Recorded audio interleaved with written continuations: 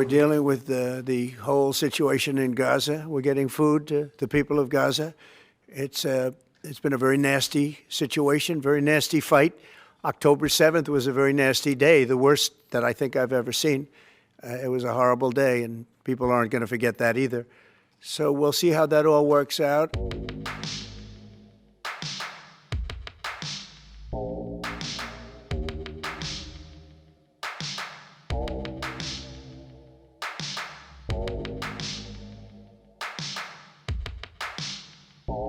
Hello, everybody.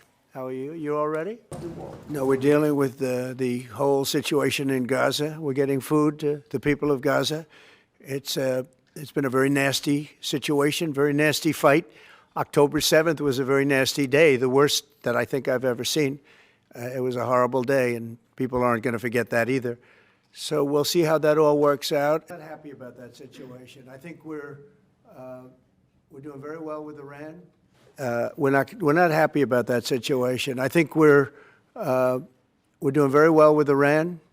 I think we're doing very well with Gaza, but we are doing very well with Iran, and I think we're going to see something very sensible, because there are only two outcomes. You know what the two outcomes is: a smart outcome and there's a violent outcome, and I don't think anybody wants to see the second. But I think we've made a lot of progress, and we'll see. You know, they still have to agree to the final stages of a document, but I think you could be very well surprised what happens there, and it'd be a great thing for them. They could have a great country into the future. And was a tireless warrior on behalf of the most vulnerable people in our society in that role. Did you warn Prime Minister Netanyahu against taking some sort of actions that could disrupt the talks there in a phone call last week? Well, I'd like to be honest.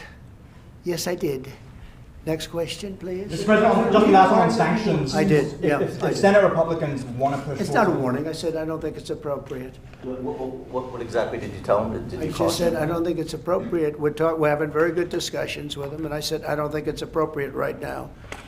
Because if we can settle it with a very strong document, very strong, with inspections and no trust. I don't trust anybody.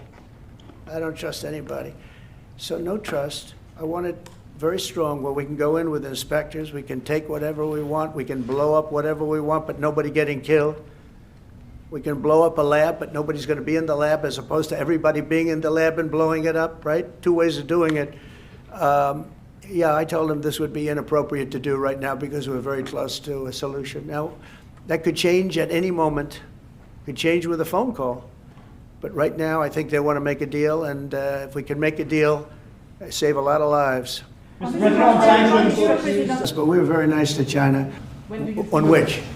A deal with Iran could happen. When do you I don't know. I think over the next couple of weeks, if it happens. Yeah. And on the when could the administration resume the interviews for foreign students? The House was, we have no Democrats. You know, if it's up to the Democrats, they'll take the 65% increase. You know.